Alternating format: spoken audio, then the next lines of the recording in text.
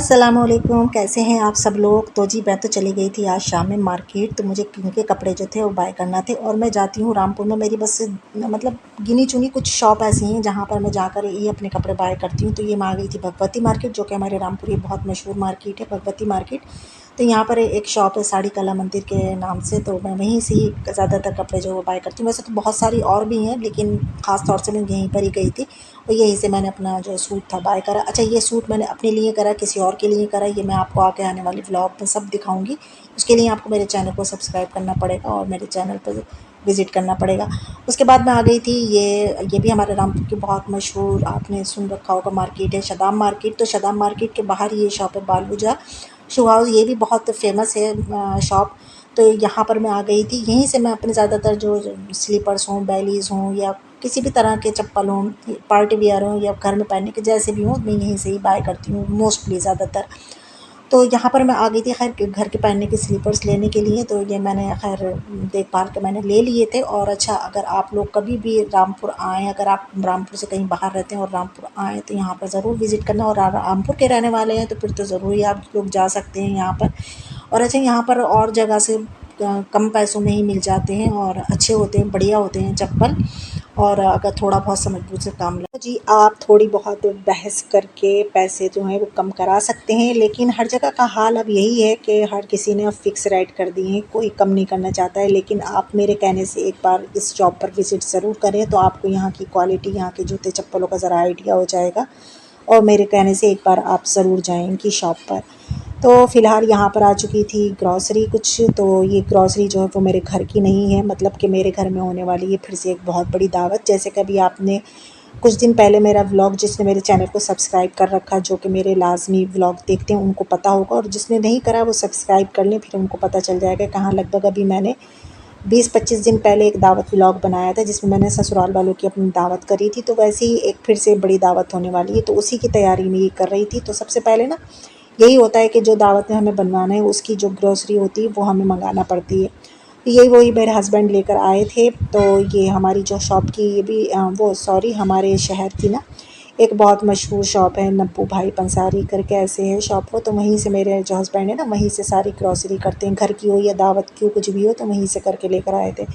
तो बस वो मैं वही चेक कर रही थी कि देखूँ इसमें क्या-क्या है। अभी कुछ आना बाकी रह गया है तो वो अभी और लेकर आएँगे। तो ये होता है कि 3-4 दिन पहले ये से तैयारी स्टार्ट कर दो ना दावत की, तो सही रहता है। क्योंकि मैं भी अकेली हूँ और मेरे हस्बैंड भी अकेले हैं, तो अकेले लोगों को यही करना चाहिए कि 2-3 दिन पहले से ही तैयारी कर देनी चाहिए। तो जी आपको इस व्लॉग में ना मेरे वही सारे जो आइडियाज़ हैं ना, वही बस देखने को मिलेंगे। मैं आप लोगों के साथ शेयर करूँगी कि मेरे जो दावत से पहले कि मैं क्या-क्या प्रिपरेशन करती हूँ। क्योंकि जब अकेला बंदा होता है, एक मैं भी अकेली हूँ, मेरे हस्बैंड भी अकेले, तो हम लोग ना 2-3 दिन पहले से ही सारी प्रिपरेशन जो है ना वो स्टार्ट कर देते हैं। सबसे पहले तो यही होता है कि टू डू लिस्ट जो होती है वो बना लेना चाहिए हमें। तो वही मैं और मेरे हस्बैंड करते हैं कि सबसे पहले तो हमें ये होता है कि हम कितने, मतलब हम कितने लोगों को बुला रहे हैं। पहले तो ये सारी लिस्ट बनती है कि हाँ इतने लोग हैं। अब इतने लोगों में हमें क्या बनवाना है। अभी ये इस चीज़ का भी ध्यान रखा जाता है कि जो बंदे आ रहे हैं वो क्या चीज़ शौक़ से खाना पसंद करते हैं। तो पहले तो यही हम लोग करते हैं दोनों। तो फिर हम उसको सोच समझ कर हम ये तय कर लेते हैं कि हमें ये चीज़ बनवानी है।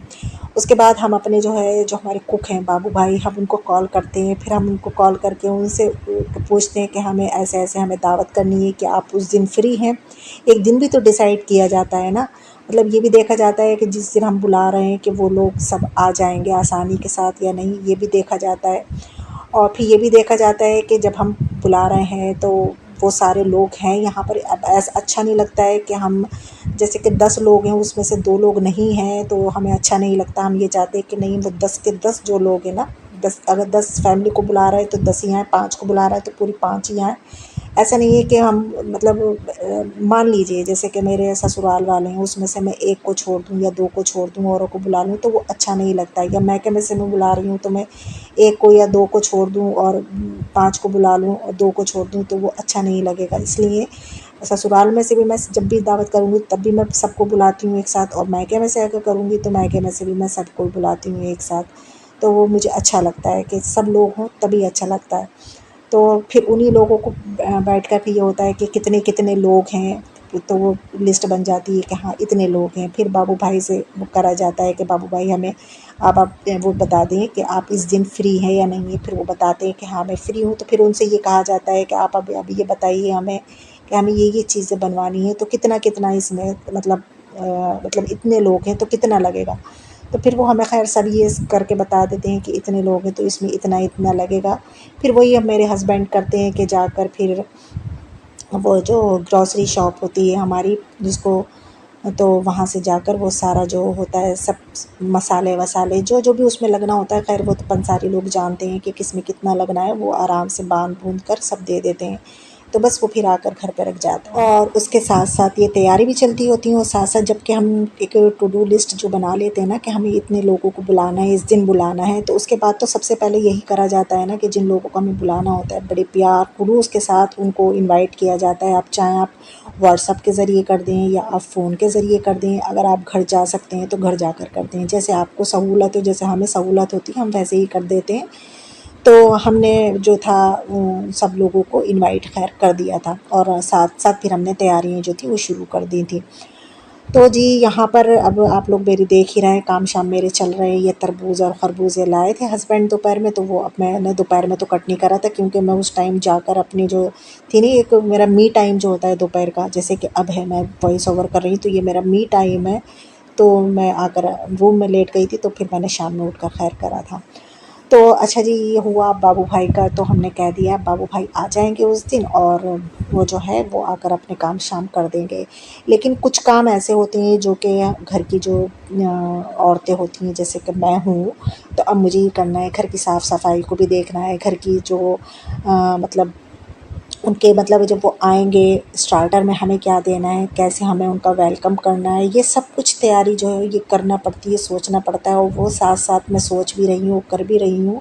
इंशाल्लाह अगर आप लोग मेरे व्लॉग देखते रहेंगे तो आपको सब कुछ जो था ना वो अब मेरे व्लॉग में ज़रूर देखने को मिलेगा इंशाल्लाह इंशाल्लाह। और पिछली बार जो कमियाँ रह गई थी मेरे व्लॉग में, इंशाल्लाह अब की बार वो मैं चाहूँगी कि वो कमियाँ ना रहें, उन कमियों को मैं दूर करने की कोशिश करूँगी। अच्छा सबसे बड़ा मसला ये है ना कि देखिए कि अब ये है ना कि अब सामने वाला जो है वो आना चाह रहा है मेरे वीडियो में, नहीं आना चाह रहा है, तो मैं उससे ना ज़बरदस्ती नहीं कर सकती उससे।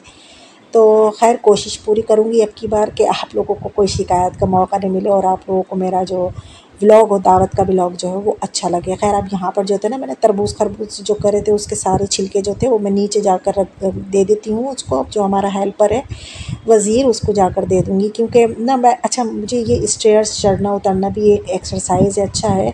अगर आपके घर में भी स्टेयर्स है ना तो आप जितना हो सके ऊपर नीचे ज़रूर करा करें। अगर छोटा मोटा काम भी है ना तो भाग भाग कर नीचे जाकर और कर लिया करें। तो मैं तो यही करती हूँ, मैंने सोचा है कि यही करा करूँगी, ये भी एक अच्छी एक्सरसाइज़ है। और साथ साथ ये कुकर शूकर हैं, ये भी इनके भी कान जो हैं वो ढीले पड़ जाते हैं तो इनको भी टाइट करना पड़ते हैं। तो मैंने साथ साथ पेचकस लेकर और इसको जो था इसको मैंने टाइट कर दिया था। तो इससे नहीं तो ये बहुत जल्दी बेकार हो जाते हैं कुकर। यहीं से एक तो यहाँ की ये चीज़ हट जाती है, इसको क्या कहेंगे, हैंडल, हाँ हैंडल, ये बहुत जल्दी ऐसा होता है बहुत बाद से घरों में देखो तो अल्लाह तौबा देख कर ये होता है कि क्या हश्र बना दिया इन लोगों ने कुकर का। और ये जो आप इसकी ग्रिप देख रहे हैं इसके भी जो होता है ये भी सारा टूटा फूटा होता है। तो अगर इस तरीके से हम ना इसके स्क्रू को हम टाइट करते रहेंगे तो ये कभी ऐसा नहीं होगा, हमेशा ये जवां बना रहेगा नहीं तो बहुत जल्दी बुढ़ा हो जाता है ये कुकर जो है। तो खैर बहरहाल अब ये जो है ना दावत की तैयारी जो मैं आपको बता रही थी ना, तो वही तैयारियों में ये एक हरी मिर्च भी आती है। तो ये ज़रूरत बहुत पड़ती है, इसकी घर में भी पड़ती है और दावतों में भी पड़ती है, जो कि मैंने नहीं कहा था, हस्बैंड खुद ही लेकर आए अदरक लहसुन ये सब कुछ, क्योंकि ये ज़रूरी है ना, ये तो पिसना है, इनकी तो ज़रूरत पड़ेगी। तो ये हस्बैंड ले आए थे खूब ढेर सारी हरी मिर्ची, जिनकी मैं डंडियाँ तोड़ के इनको वॉश करके और मैं डब्बे में करके रख लूँगी फ्रिज में। फिर दावत वाले दिन आसानी होगी ना, मैं निकाल कर जल्दी से बाबू भाई को दे दूँगी। और अदरक भी मैंने छील कर काट, तो शाम का टाइम था ना तो बच्चों को तो भूख लगती है, वो तरबूज खरबूज काट कर अपने बर्तन धोकर निपटी तो बच्चे जो थी yippी लिए खड़े थे कि हमें yippी चाहिए, तो yippी बना कर दी बच्चों को। अब बच्चों को जब ये yippी बना कर दी तो लाजमी है, जब ये बनाई थी तो बर्तन तो गंदे होने ही थे। अच्छा हुआ आज पॉपकॉर्न नहीं आए थे, आज ये yippी आ गई थी तो खैर मैंने बच्चों को बनाकर प्लेट में डालकर दे दी थी। मैंने कहा चलें जब तक ये खाएंगे तब तक मैं अपना और कोई काम देख लेती हूँ। और फिर मैं इसके बाद ये बर्तन जो है वो वॉश कर लूँगी। अच्छा, काम ये था कि मेरे कर्टन, आप लोगों को पता है, मैंने व्लॉग में आप लोगों को बताया था, मैंने टीवी लाउंज के जो कर्टन थे ना वो वॉश करने को दिए थे, मैंने ड्राई क्लीन पर दिए थे। तो वो आ चुके थे कि 3-4 दिन से आए हुए रखे थे। अच्छा हस्बैंड तो मुझसे कह रहे थे कि इनको हैंग करवा दो मेरे साथ मिलकर। तो मैं जो थी ना, मैं टाल रही थी। मैं ये सोच रही थी कि नहीं, मुझे पहले जो है ना यहाँ का जो फ़ैन है, मुझे फ़ैन को साफ़ करना था, क्योंकि यहाँ का फ़ैन जो है ना बहुत ज़्यादा गंदा हो जाता है और बहुत जल्दी गंदा होता है समर में। विंटर में नहीं होता, समर में बहुत ज़्यादा गंदा हो जाता है। तो मैंने कहा पहले मैं उसकी डस्ट साफ़ करूँगी, उसको साफ़ करूँगी, उसके बाद ये कर्टन जो है मैं दूसरे दिन लगाऊँगी।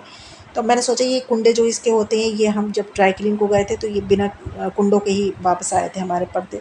तो जो हस्बैंड जो थे फिर ये बाय करके लेकर आए थे, तो मैं वही मैंने उनको सारे पर्दों को लगाकर और मैंने फ़ोल्ड करके पर्दों को रख दिया था कि अब इंशाल्लाह मैं जब पंखा साफ़ कर लूँगी उसके बाद लगाऊँगी। अब मेन चीज़ ये थी होती है कि डेज़र्ट जो है वो मुझे ही बनाना होता है, क्योंकि हस्बैंड को मेरे हाथ का ही पसंद है, उनको बाबू भाई के हाथ का पसंद नहीं है।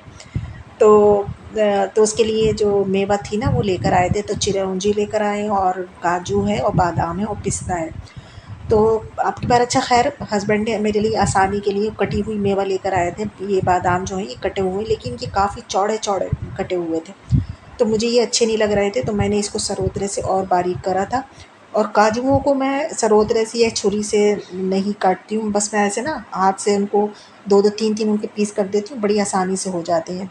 तो दोनों हाथों से मेरे बराबर ये काजू जो है ये 2-2 3-3 टुकड़े इसके हो रहे हैं। तो मैंने ये करके इसको सबको एक डब्बे में भर कर और मैं रख दूँगी फ्रिज में, बाहर नहीं रखूँगी, क्योंकि गर्मियाँ हैं ना, गर्मी की वजह से चूटियाँ बाहर बहुत होती हैं, तो इस वजह से मैं इनको फ्रिज में रखूँगी।